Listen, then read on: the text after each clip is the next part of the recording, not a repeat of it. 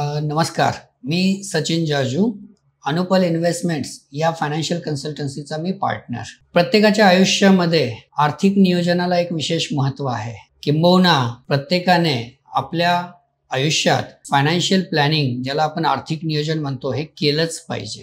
त्याचे कारणही तसेच आहेत. कारण की आपल्या आयुष्यामध्ये अशा अनेक टप्पे आहेत जिथे वेळोवेळी आपल्याला पैसे लागत आहेत. मग ते असू शकतं घर घेणे, गाडी घेणे, मुलांची शिक्षणं आहेत, वॅकेशन्सवर जाणं आहे, किंबहुना अजून आपण जर बघायला गेलं तर रिटायरमेंट हे सुद्धा एक महत्त्वाचा टप्पा आहे. या प्रत्येक गोष्टींसाठी आपल्याला पैशाची आवश्यकता असते आणि याचं जर आपण प्रॉपर नियोजन केलं तर ह्या सगळ्या टप्प्यांना आपण आरामात अगदी अचीव करू शकतो. या फायनान्शियल गोल्सच्या व्यतिरिक्त आपल्या आयुष्यामध्ये दोन आर्थिक जोखिमी सुद्धा आहेत. पहिली जोखीम जी आहे ती आहे हॉस्पिटलायझेशनचा खर्च. अचानक आपल्याला हॉस्पिटलाइज व्हावं लागला तर जो लागणारा खर्च आहे तोही एक जोखीम आहे. आणि त्याचप्रमाणे कमावत्या व्यक्तीचं अचानक निधन झालं तर जो परिवारावर आर्थिक बोजा येऊ शकतो, ही एक दुसरी जोखीम आहे. तर जेव्हा आपण आर्थिक नियोजन करतो तेव्हा ह्या दोन गोष्टींचा सुद्धा त्यामध्ये आपल्याला समावेश करणं आवश्यक आहे. सो फायनान्शियल प्लॅनिंग करताना आम्ही ह्या सगळ्या गोष्टी बघून मगच फायनान्शियल प्लॅनिंग करतो.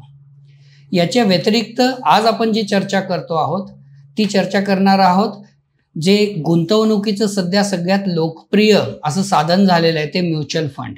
म्युच्युअल फंडच्या बाबतीत आपण बोलतोय आणि त्यातल्या त्यात ICICI प्रुडेन्शियल म्युच्युअल फंड या कंपनीचा इंडिया अपॉर्च्युनिटीज या फंडच्या बाबतीत आपण चर्चा करणार आहोत.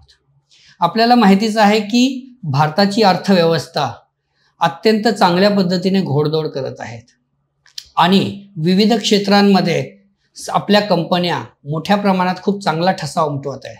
भारतातच नव्हे तर जागतिक स्तरावर आपल्या कंपन्या खूप चांगलं प्रदर्शन करत आहेत. तर हा एक मुद्दा आहे. दुसरी गोष्ट जर बघितली तर आपल्याकडे पेइंग कॅपॅसिटी सुद्धा वाढली आहे लोकांची.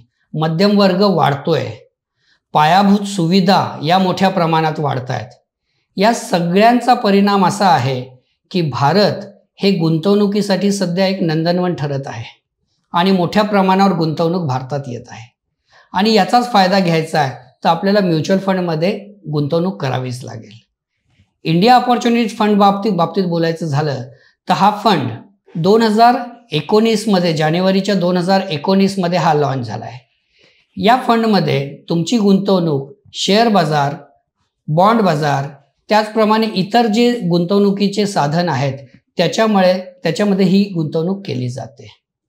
ह्या गुंतवणुकीत कशात किती करायचं आहे याचा निर्णय त्या फंडचे जे एक्सपर्ट प्रोफेशनल फंड मॅनेजर्स आहेत ते हा निर्णय घेतात पूर्णपणे. आता अशा अर्थव्यवस्थेमध्ये आपल्या भारताच्या अशाही काही कंपनीज आहेत की ज्या कंपनीज तर चांगल्या आहेत परंतु काही कारणास्तव विशिष्ट कारणांमुळे त्या कंपन्यांच्या शेअर्सवर दबाव येतो. परंतु आपल्याला हे माहिती असतं की या कंपनीज लॉंग टर्ममध्ये चांगलं काम करणार आहेत. तर हे जे फंड मॅनेजर्स आहेत हा पूर्णपणे अभ्यास करून अशा कंपनीमध्ये गुंतवणुकीची जी अपॉर्च्युनिटी असते त्याला एनकॅश करतात या इंडिया अपॉर्च्युनिटीज फंडमध्ये आणि पुढे चालून त्यामध्ये गुंतवणूकदाराला मोठ्या प्रमाणात फायदा होऊ शकतो. मागच्या 5 वर्षात इंडिया अपॉर्च्युनिटीज ICICI प्रुडेन्शियलचा हा जो इंडिया अपॉर्च्युनिटीज फंड आहे याने मागच्या 5 वर्षात ॲव्हरेज जो आहे तो 23% वार्षिक परतावा आपल्या गुंतवणूकदारांना दिलेला आहे. सो लॉंग टर्म इन्व्हेस्टमेंटचं जर आपल्याकडे होरायझन असेल तर मी नक्कीच रिकमेंड करेल की ICICI प्रुडेन्शियल ह्याचा ICICI इंडिया अपॉर्च्युनिटीज फंड हा घेतलाच पाहिजे. थँक्यू.